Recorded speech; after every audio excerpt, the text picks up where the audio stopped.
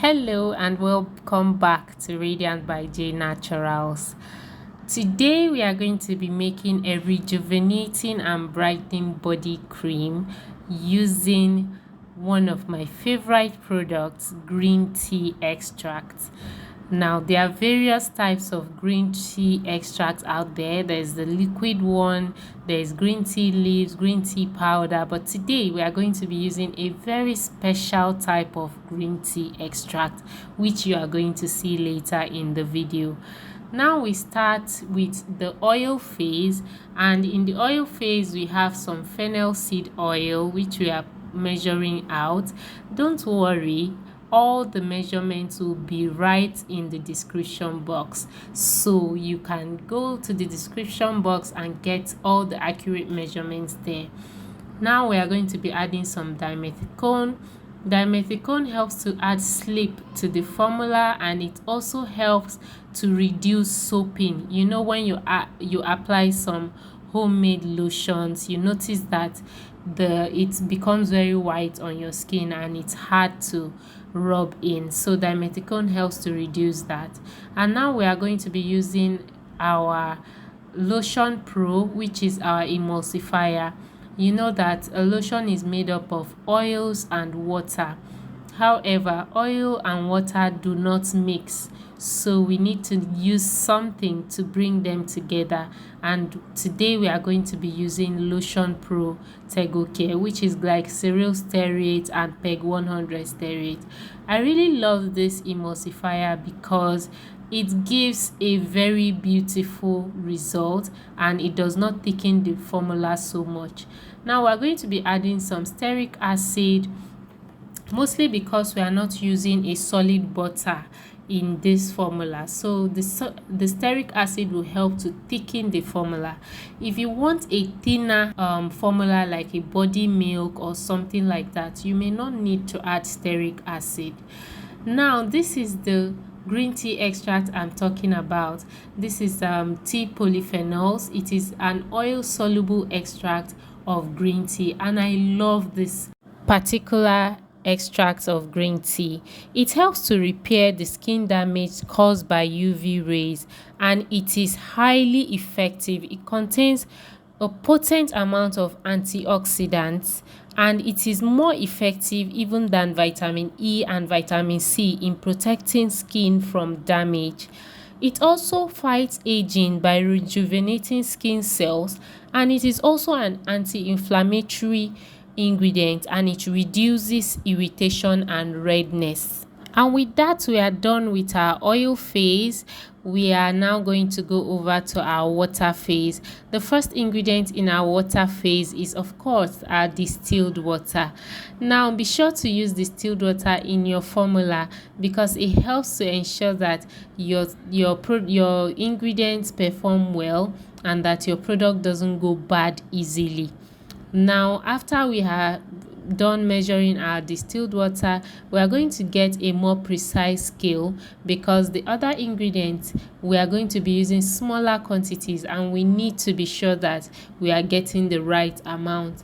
The first ingredient we are going to be adding to our water is Panthenol. Panthenol is also known as vitamin B5. It is a very good humectant.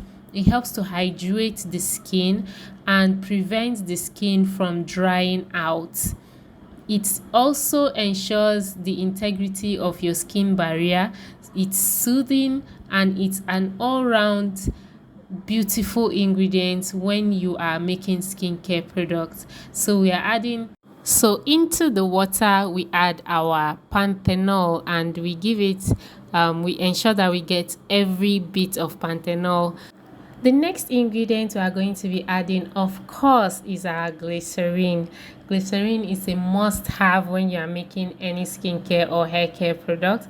It's a very good humectant, and it's affordable and readily available in your locality. There is hardly anywhere you would be staying where you will not be able to buy glycerin. So it is also a very good humectant, and it would complement the work of our Panthenol. You can see that the Panthenol is almost completely dissolved into the water phase, and we add our glycerin into it. Now I'm using a little bit of the water to rinse out the container, just to ensure that we get every single bit of the glycerin out. Remember that we have a formula and we have to stick to it to get the best results. Now you can see how simple our water phase is. Just 3 ingredients. This is our water phase and our oil phase. Now next thing we are going to do is that we are going to heat up our oil and water phase until they are of the same temperature. How do we heat this up? We use double boiling. I'm really sorry I couldn't capture where I was heating this up, but what I simply did was I put a saucepan on the stove and added some water to it, and then I dropped these 2 containers into it and heated it up until you can see that they are almost at the same temperature, so when we see that they're almost at the same temperature or within 10 degrees of each other, we now add our oil phase into our water phase. You can also add your water phase into your oil phase. It really doesn't make any much difference. And what you can see me doing is trying to get out all of the oil phase so that nothing is wasted. Okay, so I'm trying to get every single ingredients out because it is needed in this lotion. And then the next thing we have to do after giving it a little stir with our spatula is to get our hand blender and give it a good blend.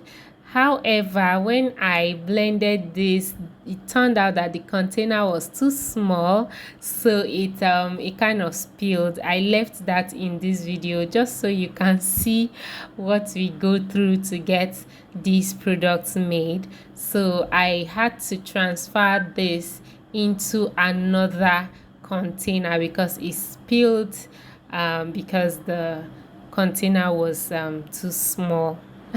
So here you can see me adding it into another container which would contain it now, and I just go ahead and mix. Things happen, mistakes happen when you are formulating. It's not all rosy the way you see it online.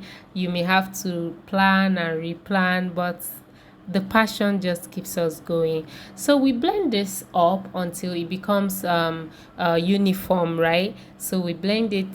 So you give it a blend for about 1 to 2 minutes, and then you leave it be, and then you come back again after that 1 to 2 minutes and give it another blend as it starts to thicken. Now, just like I said earlier, you have to blend and then leave it be, and then you come back again to check on it, and you can see that it has started to thicken beautifully. Can you see this beautiful emulsion that we have created? It is not magic. You can do it from the comfort of your home. Now I'm taking the temperature because I need to know if it is cool enough to add our cool down ingredients. When it is up to 40 degrees centigrade and below, then you know you are ready to add your cool down ingredients. Now the first ingredient we're adding to our cool down phase is Allantoin. Allantoin is an anti-inflammatory ingredient. It is an anti-irritant ingredient, and it is good in formulas where we want good soothing. We want the formula to be soothing to the skin. You add some Allantoin to it, and it is better to add your Allantoin to the cool down phase, because if you add it when your solution is hot, it is going to recrystallize after it has cooled down, and then you start feeling some sharp feeling like sand in your lotion. So to avoid this, it's better to add your Allantoin. Even though it is a powder, it is better to add it to the cool down phase. It is actually going to dissolve very well when you leave your lotion for about a day or two before using. So you can see that as we add our cool down phase ingredients, our lotion keeps becoming thicker and more beautiful. So we give our Allantoin a good mix so that it does not just sit at the bottom of the formula. Now at this point, you can always add your fragrance oil of choice. However, I prefer to use frankincense essential oil for my fragrance. I usually make my own personal products mostly without fragrance because I have sensitive skin. However, I love me some fragrance, some frankincense essential oil, and it goes well with the scent of our green tea extract. Now we have alpha bisabolol. This is actually optional, okay? Everything in this cool down phase is optional except the preservative. That one is compulsory. So alpha bisabolol is a soothing ingredient too. It is also an anti-irritant, and it is also a penetration enhancer. So it helps to get all the benefits of the green tea extract to your skin. But like I said before, it is optional. Everything in the cool down phase is optional except the preservative. I keep insisting, okay? And now we are going to be adding some tocopherol oil. That is our vitamin E. We're adding it to bring that antioxidant boost to the formula, and we're also adding it because we used a plant oil. Remember, we used fennel seed oil, so it protects that oil from becoming rancid or from spoiling, if you will. Now this is the compulsory ingredient in your cool down phase, that is your preservative. If you make this or any other homemade ingredient that contains water, you must use a preservative. If you do not use a preservative, that product will become a powerhouse for bacterial and fungal growth, and you really don't want to make a product that will make you or your family members fall sick, because the issue with this is most times you may not be able to attribute the sickness to your skincare product. You may not know that you are falling sick because of your skincare product, and you keep treating and treating. So please, to avoid that, add a preservative. Now I'm just taking some of the lotion to add to the to these cool down ingredients, just because I don't want any of them to be left on the measuring cup. So I give that a good mix and I add it into the large batch. I repeat the process I did before until I see that there is no tocopherol and other oils left in the measuring cup. So you need to ensure that you get everything out so that your lotion will be adequately preserved and you can get all the benefits of your cool down phase.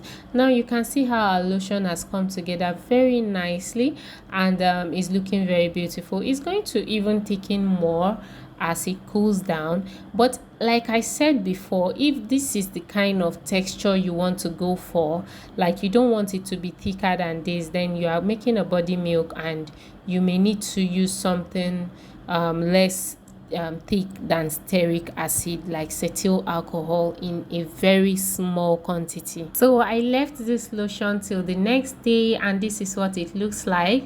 I'm applying it to my dried hands. I actually washed my hands and I did not moisturize them, just so you can see how well this moisturizes. So this is how it looks. You can see how easy it is to apply. It does not give you that white soapy texture because of the dimethicone that we used, and you can see the subtle glow that I get you know, comparing my hand where I did not apply the lotion. And yeah, so this is a lightweight lotion. It's not heavy, it just is thick, but when you apply it, it's actually lightweight. So do tell me if you are going to be trying this formula, and ask me any questions that you may have in the comments. If you found this video useful, don't forget to subscribe to my channel and give us a thumbs up. Thank you for watching. Until next time, bye.